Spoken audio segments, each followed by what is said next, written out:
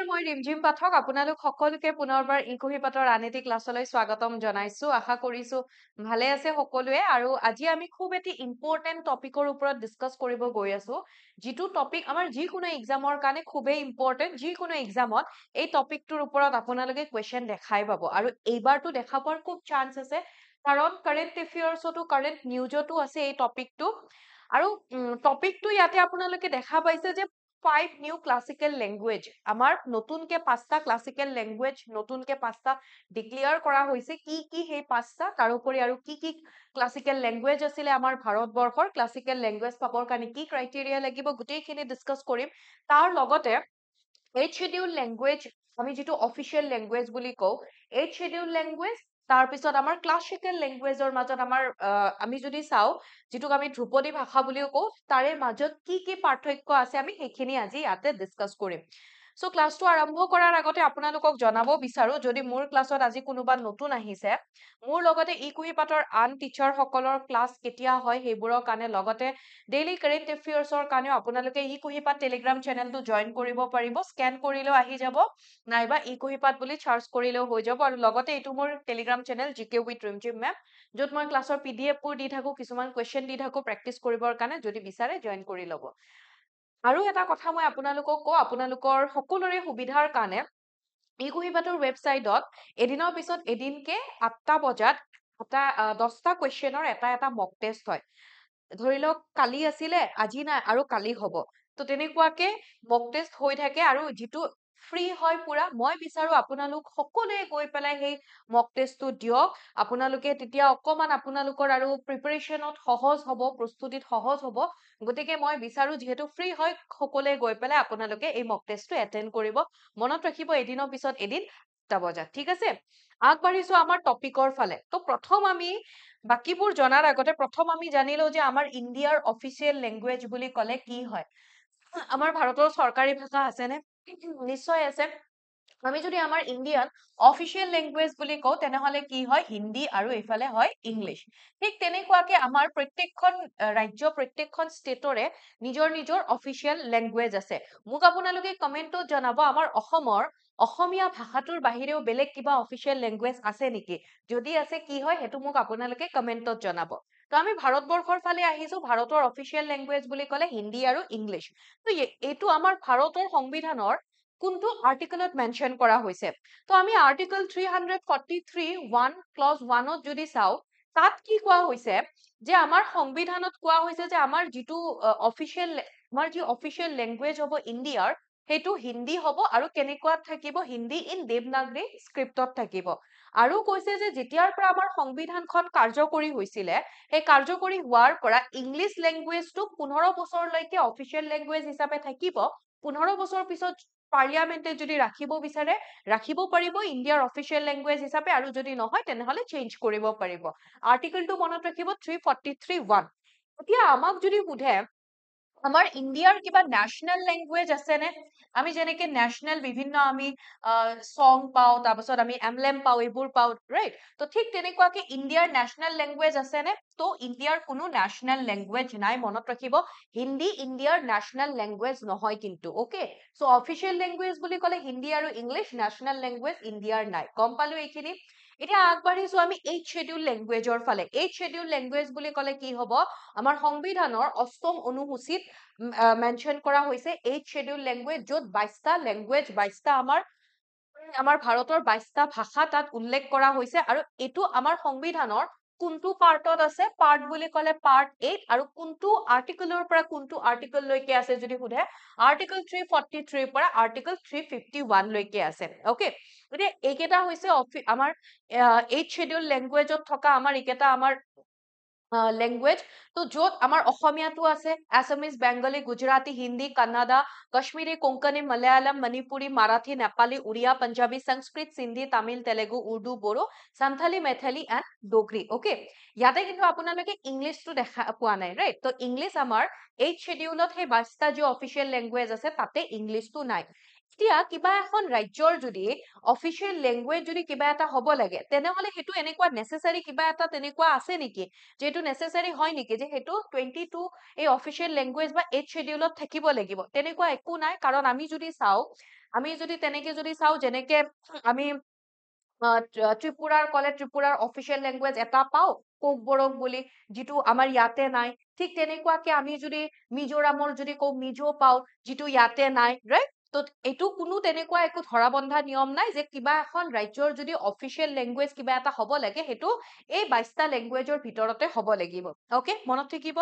এতিয়া এই গোটেইকেইটা 22টা লেংগুৱেজৰ ভিতৰত প্ৰথম যেতিয়া আমাৰ সংবিধানখন কাৰ্যকৰী কৰা হয় সংবিধানখন যেতিয়া গ্ৰহণ কৰা হৈছিলে আমি যদি সেই 1949 তাৰপাছত 1950 সেইখিনি সময়ৰ কথা আমি যদি কওঁ তেতিয়া আমাৰ সংবিধানত আমাৰ কনষ্টিটিউশ্যনত আমাৰ 8th শিডিউলত 14টাহে ভাষা আছিলে ওকে তো প্ৰথম কেইটা ভাষা আছিলে 14টা তাৰ পিছত বাকি কেইটা এড কৰি পেলাই আজিৰ দিনত 22টা লেংগুৱেজ হৈছে তো গোটেই কেইটাৰ ভিতৰত এই 14টাৰ বাহিৰে বাকি কেইটাৰ ভিতৰত আমি যদি চাওঁ যিটো সিন্ধি সেই সিন্ধিটো আমাৰ 15 নম্বৰ অফিচিয়েল লেংগুৱেজ আৰু এই Sindhi 21st constitutional amendment act অৰ্থাৎ 21 নম্বৰ যেতিয়া সাংবিধানিক সংশোধন কৰা হৈছিলে 1961ত তেতিয়া সিন্ধি লেংগুৱেজটোক এড কৰা হয় তাৰ পিছত এড কৰা হয় কোঙ্কণী মণিপুৰী আৰু নেপালী কোঙ্কণী মণিপুৰী আৰু নেপালী এই লেংগুৱেজটো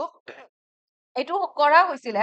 71st constitutional amendment actor through the 1992 ঠিক আছে তাৰ পাছত বড়ো ডোগৰী মেথালী আৰু সান্থালী এইটো কৰা হৈছিলে আমাৰ 92nd constitutional amendment act 2003 okay so আমি ইয়াতে গম পালো সিন্ধি বুলি ক'লে 21st constitutional amendment act 1967 Konkani Manipuri Nepali হলে 71st constitutional amendment act 1992 add কৰা হৈছিলে বড়ো ডোগৰী মেথালী আৰু সান্থালী বুলি ক'লে 92nd 92 সংখ্যক সাংবিধানিক সংশোধন 2003 এইখিনি ডাটা মনত ৰাখিব আপোনালোকে এইবোৰৰ ওপৰত আমাক কোৱেশ্চন সোধে এতিয়া আমি আগবাঢ়িছো আমাৰ ক্লাছিকেল লেংগুৱেজৰ ফালে যিটো ধ্ৰুপদী ভাষা যিটো আমি ৰিসেন্ট আমি যদি চাও ৰিসেন্ট নিউজত কি আহিছিলে আমাৰ ইউনিয়ন কেবিনেটৰ দ্বাৰা কেন্দ্ৰ চৰকাৰৰ দ্বাৰা 5টা ভাষা সেই 5টা ভাষা কি কি হৈছে মাৰাঠী পালি প্ৰাকৃত আছামিজ আৰু বেংগলী এই 5টা ভাষা ক্লাছিকেল লেংগুৱেজৰ দৰ্জা দিয়া হৈছে আৰু তাৰ পিছত আমাৰ ভাৰতবৰ্ষৰ মুঠ ক্লাছিকেল লেংগুৱেজৰ বা ধ্ৰুপদী ভাষাৰ সংখ্যা কিমানটা হৈ পৰিছে 11টা হৈ পৰিছে এতিয়া বাকি আমি 6টা যদি চাও বাকি 6টা কি কি হয় ক্লাছিকেল লেংগুৱেজ তামিল সংস্কৃত কানাডা তেলেগু মালায়ালাম আৰু উড়িয়া আমি যদি চাও সাউথ ইণ্ডিয়াৰ অলমোস্ট গোটেই কেইটাই আছে যেনেকুৱাকে মালায়ালাম তেলেগু কানাডা তামিল এই গোটেই কেইটাই কি হয় সাউথ ইণ্ডিয়াৰ আমি যদি চাও অলমোস্ট গোটেই কেইটাই আছে ওকে এতিয়া কি হয় যে 2004 চনত আমাৰ 2004 চনত আমাৰ কেন্দ্ৰ চৰকাৰে ঘোষণা কৰে আমি ভাৰতৰ কিছুমান ভাষা ক্লাছিকেল লেংগুৱেজৰ দৰ্জা দিম অৰ্থাৎ আমি ধ্ৰুপদী ভাষাৰ মৰ্যাদা প্ৰদান কৰিম কিন্তু কিছুমান ক্ৰাইটেৰিয়া ফুলফিল কৰিব লাগিব আৰু সেই ক্ৰাইটেৰিয়া কেইটা কি হয় সেইকেইটা আমি অকমান জানিব লাগিব আৰু এই গোটেই কেইটা যে ক্লাছিকেল লেংগুৱেজৰ কথা কলো গোটেই 11টা ক্লাছিকেল লেংগুৱেজ যে আমি পালো এই গোটেই কেইটা আমাৰ 8th শিডিউলৰ যি 22টা অফিচিয়েল লেংগুৱেজ আছে তাতে এই গোটেই কেইটা আছে গতিকে 22টা অফিচিয়েল লেংগুৱেজ সেইকেইটা আমি মনত ৰাখিব লাগিব 8th শিডিউলত থকা ক্লাছিকেল লেংগুৱেজ কেইটা কি হয় মনত ৰাখিব লাগিব এই 5টা ক্লাছিকেল লেংগুৱেজ কেতিয়া এড কৰা হৈছিলে যদি সোধে 2024 চনত মনত ৰাখিব ইজি হ'ব জাস্ট 5টা কি হয় মনত ৰাখিলে হ'ল য'ত আমাৰ অসমীয়াটো আছে আৰু বাকি যি 6টা আছিলে কিমান চনত এড কৰা হৈছে মনত ৰাখিব প্ৰথম ক্লাছিকেল লেংগুৱেজ হেতু হয় তামিল যিটো মানে প্ৰথম ভাষা হৈছে তামিল যিটো 2004 চনত প্ৰথমবাৰৰ বাবে ক্লাছিকেল লেংগুৱেজৰ মৰ্যাদা প্ৰদান কৰা হৈছিলে ওকে এতিয়া মই যে কলো কিছুমান ক্ৰাইটেৰিয়া ফুলফিল কৰিব লাগিব সেই ক্ৰাইটেৰিয়া কেইটা কি হয় বা সেই চৰ্ত কেইটা কি হয় আমাক সুধিবও পাৰে এনেকুৱাকে যে এই ক্ৰাইটেৰিয়া কেইটাৰ ভিতৰত কোনটো ক্ৰাইটেৰিয়া হ'ব বা কোনটো নহব আমি যদি চাও সেই ক্ৰাইটেৰিয়া কেইটাৰ ভিতৰত আমি পাও কি আমি ইয়াতে পাও হাই এন্টিকিউটি বা উচ্চ প্ৰাচীনতা তাৰ মানে কি হয় যিকোনো এটা ভাষা সেই ভাষাটোৰ আমি যদি চাও অলমোস্ট 1500 বা 2000 বছৰ পুৰণি হ'ব লাগিব বা সেই ভাষাটোৰ লগত জড়িত যিবোৰ টেক্সট আছে যিবোৰ ৰেকৰ্ড আছে সেই গোটেইখিনি অলমোস্ট 1500ৰ পৰা 2000 বছৰ পুৰণি হ'ব লাগিব তাৰোপৰি এনচিয়েন্ট লিটাৰেচাৰ এই ভাষাটোৰ লগত জড়িত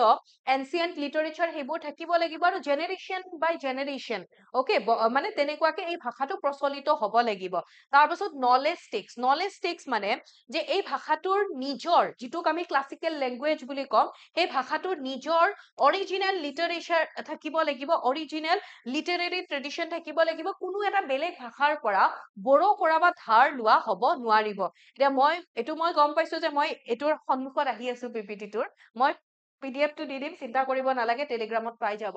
দেন নেক্সট এটা যদি চাও ডিষ্টিংক্ট ইভলিউশন মানে কি কোৱা হৈছে the classical language and literature are distinct from modern মানে আমাৰ যিবোৰ ধ্ৰুপদী ভাষা বা সাহিত্য আছে সেইবোৰ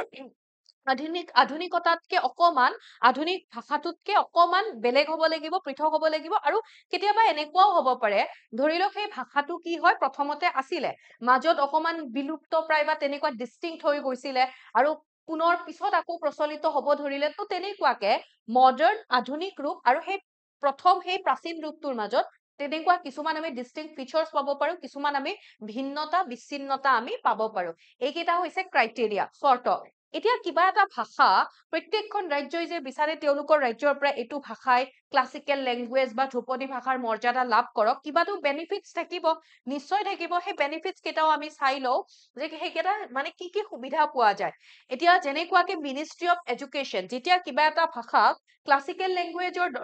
মৰ্যাদা প্ৰদান কৰা হয় মিনিষ্ট্ৰি অফ এডুকেশ্যনে সেই ভাষাটোক প্ৰমোটৰ কাৰণে সেই ভাষাটোৰ আমি যদি চাওঁ সেই ভাষাটোক প্ৰচাৰ কৰিবৰ কাৰণে বিভিন্ন মানে ব্যৱস্থাপনা হাতত লৈ যাৰ ভিতৰত সেই ভাষাটোৰ লগত জড়িত যেনেকুৱাকে অসমীয়া ভাষাটোৱে ক্লাছিকেল লেংগুৱেজৰ মৰ্যাদা লাভ কৰিছে তো সেই ক্লাছিকেল লেংগুৱেজটোৰ লগত জড়িত স্কলাৰ সমূহক আৰু সেই ভাষাটোৰ ওপৰত কাম কৰা বিভিন্ন স্কলাৰ সমূহক বছৰি দুটাকৈ ডাঙৰ আন্তঃৰাষ্ট্ৰীয় বা দুটাকে এনুৱেলি দুটাকে কি হয় দুটা মেজৰ ইন্টাৰনেশ্যনেল এৱাৰ্ড প্ৰদান কৰা হয় তাৰোপৰি এই ভাষাটোৰ অধ্যয়নৰ কাৰণে বিভিন্ন আমাৰ ষ্টাডিজ কিছুমান কেন্দ্ৰ স্থাপন কৰা হ'ব চেণ্টাৰ কিছুমান ষ্টাডিৰ কাৰণে চেণ্টাৰ কিছুমান এষ্টাব্লিছ কৰা হয় তাৰোপৰি যি আমাৰ ইউজিচি বা আমি ইয়াতে যদি চাওঁ যেনেকুৱাকে requesting the University Grants Commission to create professional chairs in Central University dedicated to the classical language অৰ্থাৎ classical language টো মানে যিকোনো আমাৰ ধৰি লওক এখন ডাঙৰ তেনেকুৱা ইউনিভাৰ্চিটি মানে যিবোৰ ইউনিভাৰ্চিটি থাকে সেইবোৰত বা এখন হলেও ইউনিভাৰ্চিটিবোৰক ইউজিচিৰ দ্বাৰা তেনেকুৱাকে এই কৰা হয় যে যাতে এই ভাষাটোৰ লগত জড়িত এটা যাতে তেনেকুৱাকে পোষ্ট থাকে বা এখন যাতে চেয়াৰ তাতে যাতে থাকে সেই ইউনিভাৰ্চিটিখনত তাৰে কাৰণে মানে তেনেকুৱাকে সেইটো তেওঁলোকক ক্ৰিয়েট কৰিবৰ কাৰণে ৰিকুৱেষ্ট কৰা হয় বা তেনেকে তেওঁলোকক সেইখিনি অনুমোদন মানে তেওঁলোকক সেইখিনি কোৱা হয় ওকে সো আমি যদি চাওঁ বেনিফিটছ এনেকুৱা কিছুমান বেনিফিটছ পোৱা যায় এতিয়া আমি গম পালো এইচ শিডিউল লেংগুৱেজ কি হয় ক্লাছিকেল লেংগুৱেজ কি হয় এতিয়া আমি সেইখিনি এইকেইটা কুৱেশ্যন দুটামান কুৱেশ্যন আমি ইয়াতে ডিছকাছ কৰো কুৱেশ্যন কেইটাৰ ভিতৰত আমি যদি চাওঁ নেক্সট এটা আমি যদি চাওঁ যিবোৰ আমাৰ চেন্ট্ৰেল ইউনিভাৰ্চিটি আছে সেই ইউনিভাৰ্চিটিবোৰত ইউজিচি বা যিটোক আমি ইউনিভাৰ্চিটি গ্ৰান্টছ কমিশ্যন বুলি কওঁ সেইটোৱে কি কৰে সেই ইউনিভাৰ্চিটিখনত সেই ভাষাটোৰ লগত জড়িত